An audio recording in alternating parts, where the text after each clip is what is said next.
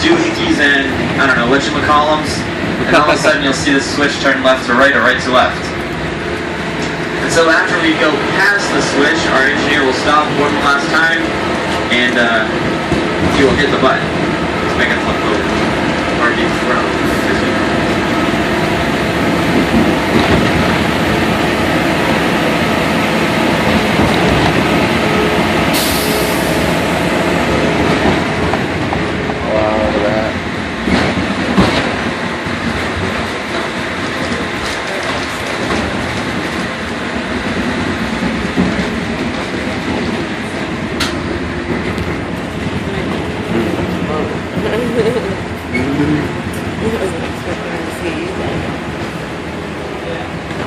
So our track crew runs Monday through Friday, 7 to 4, and they do about 10% of the track is redone every year.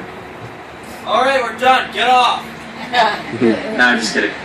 Alright, so yeah, and they still work whenever we're running, and so we have one more week of 10:30, 1:30s during the weekdays, and so that's when they do most of their fixes, and then after that they have to stop using their track crew car, or coach itself, which is just a flatbed with a box on top, and then they just like go up with their necessity tools and then fix the tracks. So yeah. So that's why you see a lot of lumber, like new lumber, off to the left or right side. And that's because they place them there so they can work on it when they're done their tractor. Alright, so that's Bert's Ravine off to your left side. Wow. And that's named after Henry Burt, who was the publisher of Among the Clouds. It was a daily newspaper printed at the Summit for nearly 30 years until 1908. And every single day he would send out people, or every bi-weekly event, he would send out people on double shingles or slideboards, which just rides on the center rack. And you can see that inside of our museum. It's like a 1x6, just right in the center. And they would be going about 30 miles an hour, carrying about 3 to 4 stacks of newspapers in their laps. And I would call that one heck of a job. I'd say. A dirty job.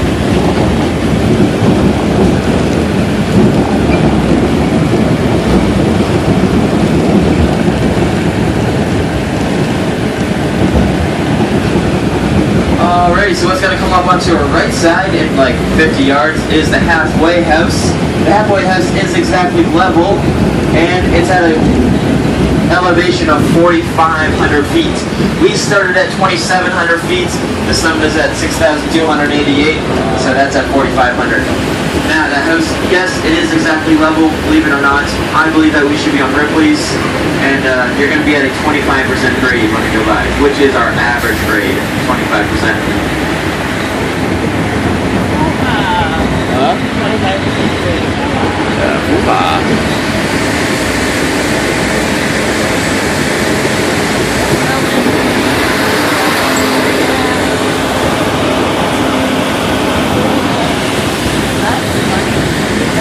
Exactly what? Yeah.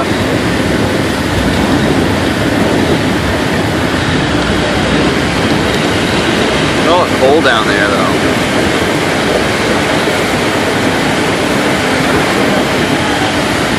Up here?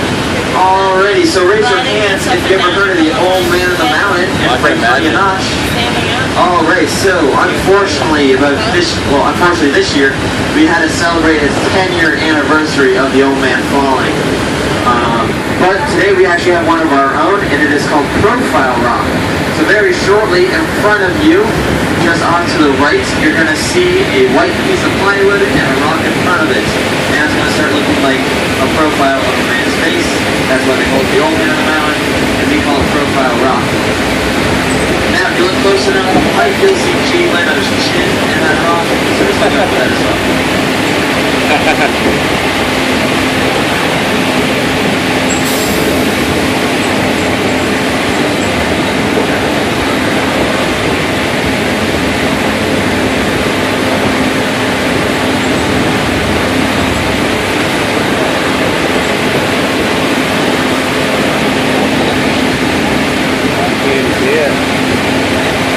Looks like we're riding into the clouds.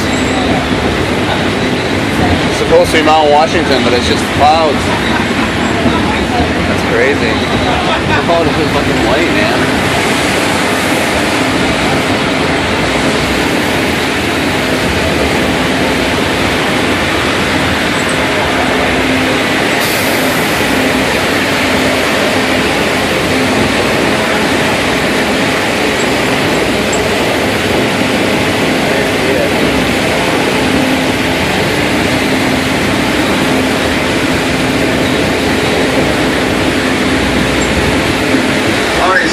section, this is our steepest section. This is called Jacob's Ladder. Now, if you want to challenge yourself to stand on up and hold on to nothing, just like I'm doing so, I dare you to do that. So, Jacob's Ladder, known as the world's most treacherous trestle, it has a 37.41% grade at 30 feet in the air. It has a 30-degree turn off to the left side. This is not the steepest one. Now that is called Mount Pilatus, that is in Switzerland, that has a 40% grade. But people have heard of both say you can't feel the 2.59% difference. I like this guy. And that's because it's less than a degree. So don't worry people, you feel like you're the steepest one in the world. Now in the 1930s, there was actually a huge hurricane that came in and blew down that trestle. So before that, it was a wooden trestle, and now it is a steel trestle because of that 1930s hurricane. Came back. Everybody's doing it.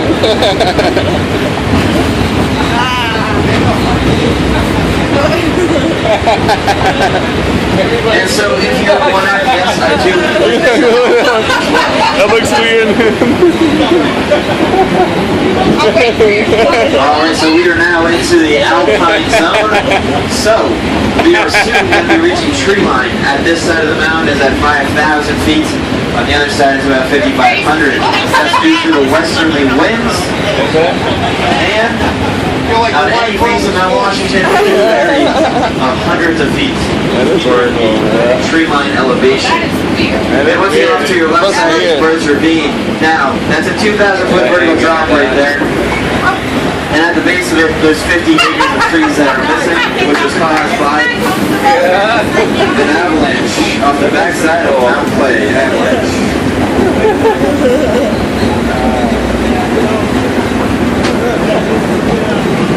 Try turning around. No problem, we already done that. Yeah, you just gotta use your body weight. And so all of these trees you see on your left and right, those are the same species as spruces and firs. You see in the lower elevation, just a lot smaller due to the winds and temperatures of Mount Washington. So,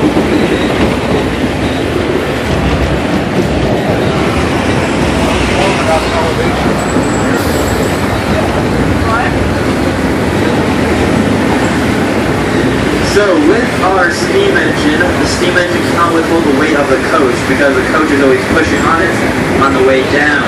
So what happens is we have landmarks. For example, this right here. Look at all the clouds like flying around. They're like clouds blowing in the sky. We're high right now. Do you realize how we won't be able to see anything when we get up there? Short trestle. Yeah, looks right here. This is called long trestle. Blowing around. Long trestle is at a 32% grade. Awesome. And so does our third. There's those water pipes again.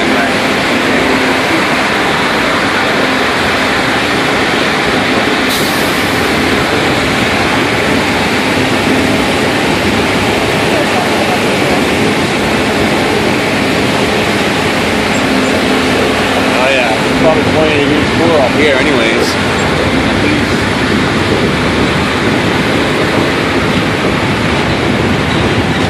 My Tay-Tay. Ah, now you can't see anything. Just wow, it's so cool. Scary. Look, you can see the clouds going between us and the engine. Look. Oh yeah. This cloud's going through here. Yeah, that's scary. Wow. That's cool though. That looks awesome. Your whole body. Look at them. They're falling forward.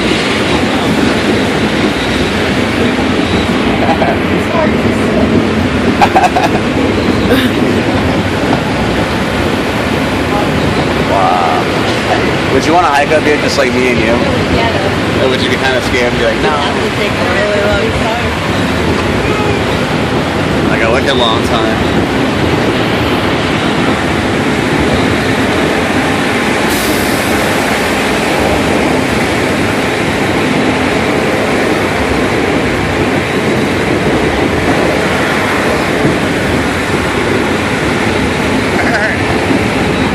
Are you cold? It's raining up here and everything. That didn't sound good. Huh? I don't know if that was.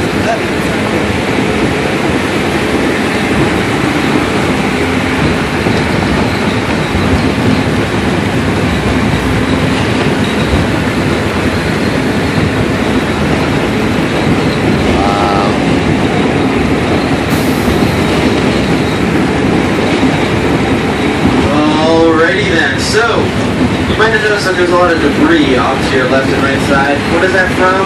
Well, for nearly hundreds of years, or over just nearly 100 years, not over 100 years, whenever we would replace a track, because the tractor does about 10% every year, they would just throw the stuff off to the side. They had no way to get it down. And actually, they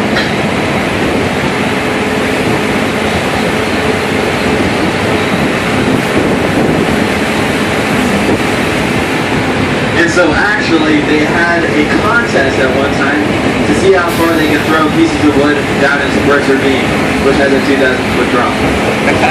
But about 5 years ago, they came up with a flatbed car with a cherry picker crane system on top of it, and slowly but surely they brought almost all that wood down. Wow. So at one point they had about a 200-yard long by 20 feet high pile of old trestles. But about 3 weeks ago, they actually took a wood chipper to all of that, and so you saw that 100-foot tall, like 200 feet long pile of mulch in one of our parking lots today. And that's what that came from. And so, believe it or not, they actually filled up 2 55-gallon drums of old railroad rolls as well, which broke down the machine a couple times. Clouds are blowing in this big bag. That window up, huh?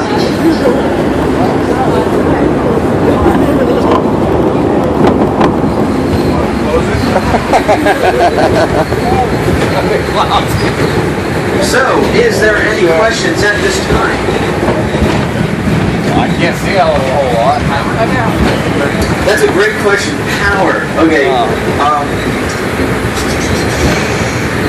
Before 2007, they actually ran off of generators at the summits. But in 2007, a company brought up a 13,000 volt electric line, and that's why I say that disturbed Earth off to the left, with a high-speed fiber optic cable for internet, and so that's what brings electricity and internet to the summit. 2007.